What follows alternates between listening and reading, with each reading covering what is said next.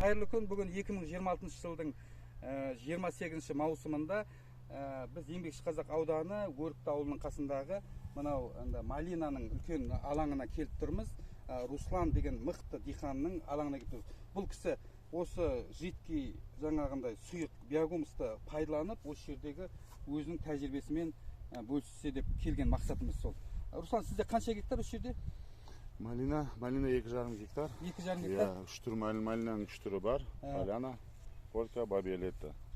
Вот сол биыл көктемде осы Орал ағамызбен таныстық.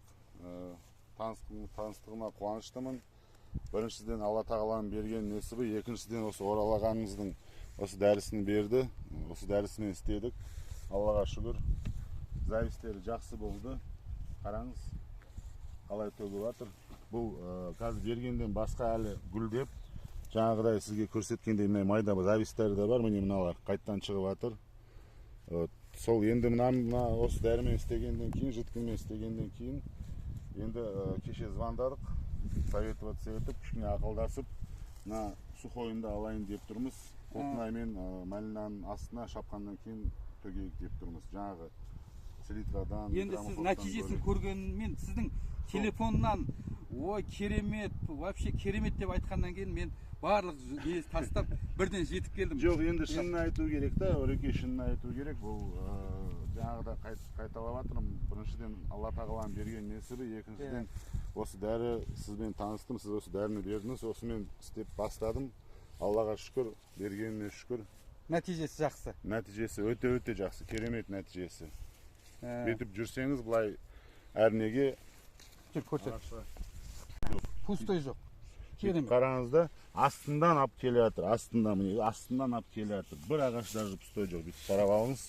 Любой рядтағы любой ағаш. Сіз айтып жібересіз бе, қалай пайдаландыңыз? Нені? Сол пропорциямен опрыскивание жасадыңыз ба? Түбіне құйдыңыз ба? Енді опрыскивание жасағам. Түбіне қойған жоқпын. Енді осын күзде шапқандан кейін түбіне қоямыз. Жаңағы келіңіз міне.